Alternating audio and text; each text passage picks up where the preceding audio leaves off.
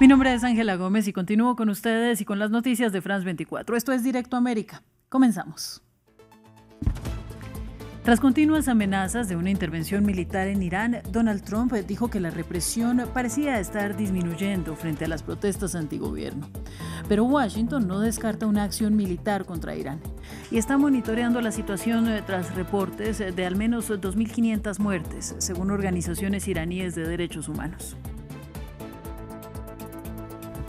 Militares franceses y alemanes llegan a Groenlandia. Los aliados de Dinamarca se preparan para ejercicios militares, en respuesta a las intenciones de Donald Trump de controlar la isla, para, según él, garantizar la seguridad estadounidense. La primera ministra danesa reiteró este jueves su desacuerdo fundamental con Washington. Y Groenlandia fue uno de los temas que mencionó el presidente francés Emmanuel Macron durante su discurso a las Fuerzas Armadas. Destacó la necesidad de un rearme francés frente a las amenazas de Europa e indicó que quería dedicar 36.000 millones de euros hasta 2030 para las Fuerzas Armadas.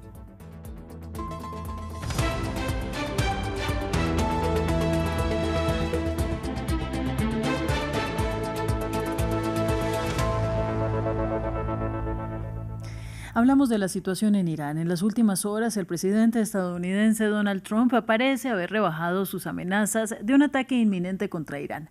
El republicano afirmó el miércoles que la matanza ha cesado tras días de represión de las manifestaciones en el país. Sin embargo, la República Islámica cerró durante 5 horas su espacio aéreo antes de reabrirlo, en medio de preocupaciones por posibles ataques. Ampliamos en el siguiente informe. En su aparición en la cadena favorita del presidente estadounidense, hablando sin intérprete, el ministro de Asuntos Exteriores de Irán solo tenía en mente a Donald Trump. Abbas Araghchi declaró a Fox News que la República Islámica no tenía planes de ahorcar a los manifestantes detenidos en las recientes protestas contra el gobierno. Puedo decirle que estoy seguro de ello. No hay ningún plan de ahorcamiento en absoluto. La negación del ministro de Asuntos Exteriores de Irán se produce un día después de que el jefe del Poder Judicial del país dijera que los casos se tramitarían por la vía rápida. Durante la entrevista del miércoles, Araghchi no abordó las causas fundamentales de los recientes disturbios, sino que señaló un complot extranjero para desestabilizar Irán. Mientras los funcionarios del país intentan demostrar que han recuperado el control, Teherán mantiene la puerta abierta a la diplomacia con Washington. Y la determinación tampoco puede ser bombardeada. Ahora, Irán ha demostrado estar dispuesto a negociar, a la diplomacia. Lo hemos demostrado en los últimos 20 años, en 2015, en 2025, en todas las ocasiones. Pero ha sido Estados Unidos quien siempre ha huido de la diplomacia, quien ha cortado la diplomacia y ha optado por la guerra. Mis mensajes es que entre la guerra y la diplomacia es la mejor opción. Donald Trump sugirió inicialmente que Washington intervendría si Teherán seguía matando a manifestantes y el presidente ha sido informado de diversas respuestas. Sin embargo, el miércoles moderó su retórica tras, según él, recibir garantías de Irán de que los asesinatos cesarían.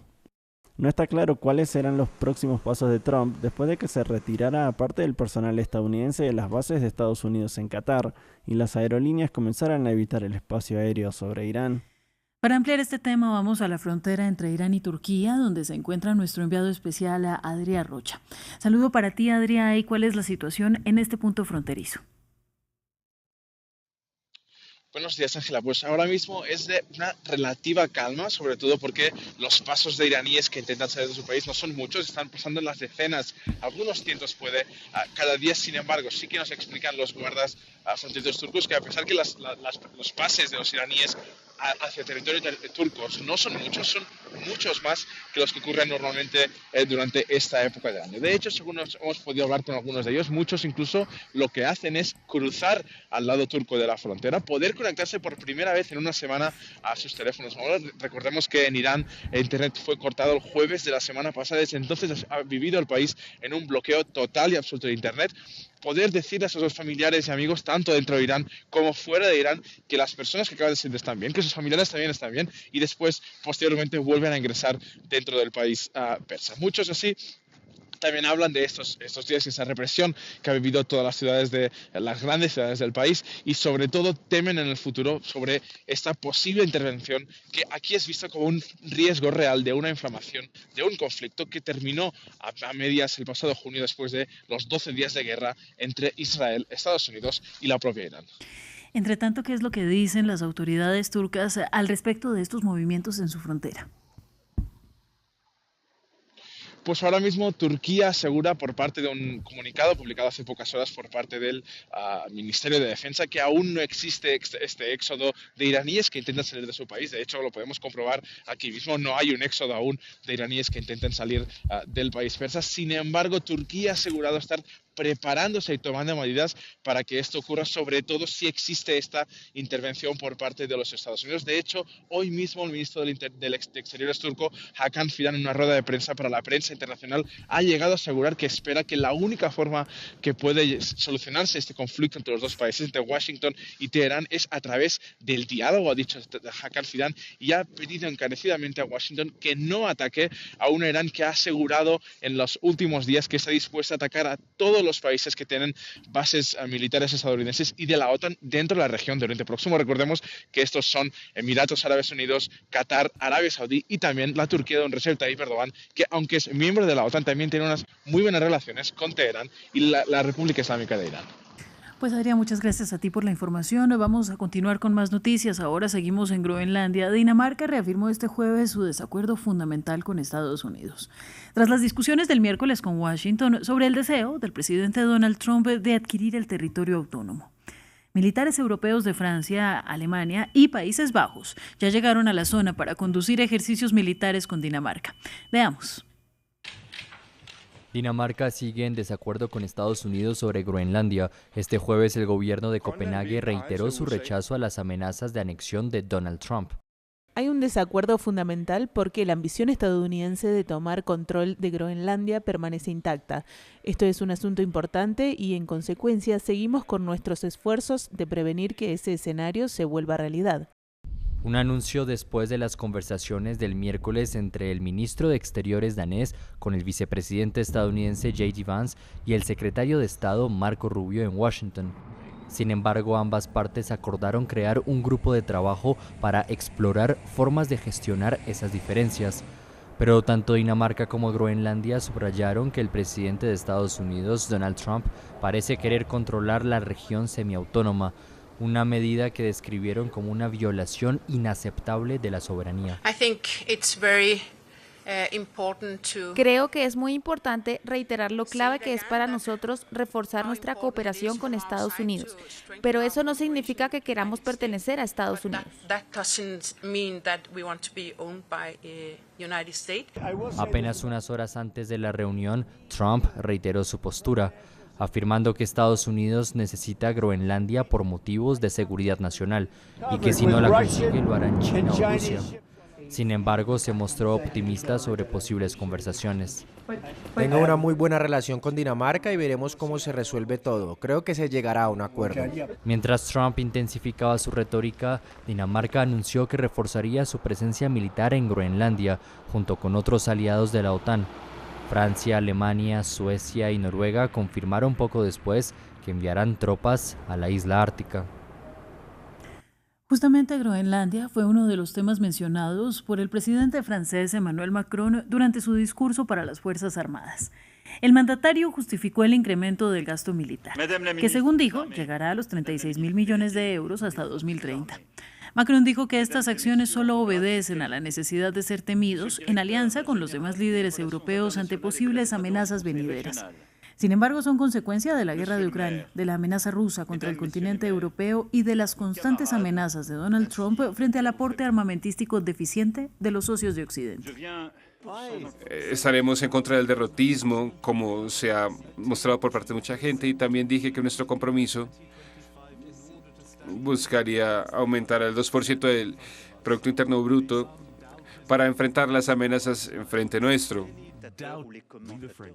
Somos franceses, no somos espectadores ni comentaristas de lo que pasa en el mundo. En cada punto de la historia, tenemos que estar listos para tomar acciones, para proteger, para hacer lo necesario, jugar nuestro propio rol.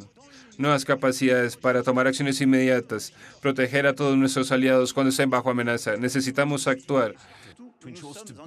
Cambio de tema, Cuba rinde homenaje este jueves a sus 32 soldados que murieron en Venezuela durante el ataque de Estados Unidos para capturar a Nicolás Maduro en Caracas. Los restos de los militares llegaron a La Habana. El ministro del Interior aseguró que pelearon hasta la última bala por la causa más justa. Analistas apuntan a que el primer círculo de seguridad personal del depuesto presidente venezolano estaba conformado por cubanos, algo que antes del operativo estadounidense nunca se había confirmado ni por Caracas ni por La Habana. La opositora venezolana María Corina Machado, ganadora del Premio Nobel de la Paz, será recibida por Donald Trump en Washington este jueves. Ella, que compartió su premio con Trump al recibirlo y lo felicitó durante la intervención estadounidense del 3 de enero en Caracas, intentará abogar por un cambio democrático para su país, pese a que Trump dijera que no tenía suficiente apoyo para gobernar. Un encuentro un día después de que Trump también mantuviera una llamada con Delcy Rodríguez, presidenta interina de Venezuela. Empezar a construir. ¿Ofrecerá María Corina Machado su Premio Nobel de la Paz a Donald Trump durante su visita a la Casa Blanca este jueves? Para algunos especialistas, la marginación del presidente estadounidense hacia Machado y a toda la oposición de derecha venezolana desde la captura de Nicolás Maduro se explica por su enojo al no haber recibido el Premio Nobel de la Paz en octubre pasado. Mientras tanto, fue a la actual presidenta encargada de Venezuela, un producto puro de la izquierda chavista, a quien Donald Trump elogió el miércoles. Tuvimos una gran conversación hoy, es una persona maravillosa, es alguien con quien hemos trabajado muy bien.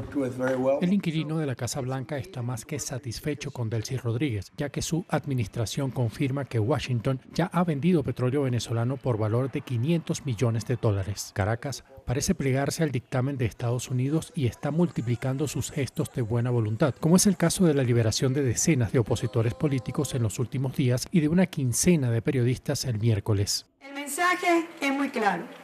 El mensaje es una Venezuela que se abre a un nuevo momento político, que permita el entendimiento desde la divergencia y desde la diversidad política ideológica. Desde la captura de su predecesor, la presidenta encargada ha estado caminando por la cuerda floja, moderando su retórica hacia Washington y la oposición, mientras continúa exigiendo la liberación de Nicolás Maduro para mantenerse en contacto con su base electoral que se manifiesta a diario.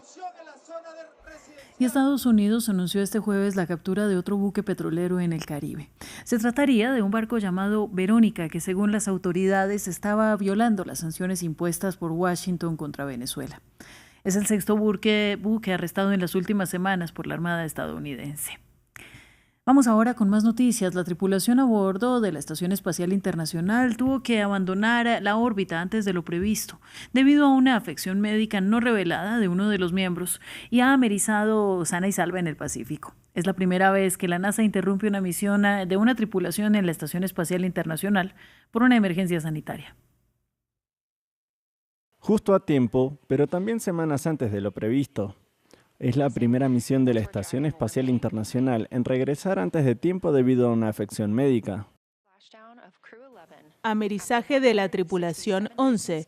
Tras 167 días en el espacio, los astronautas de Dragon y la NASA han regresado a la Tierra.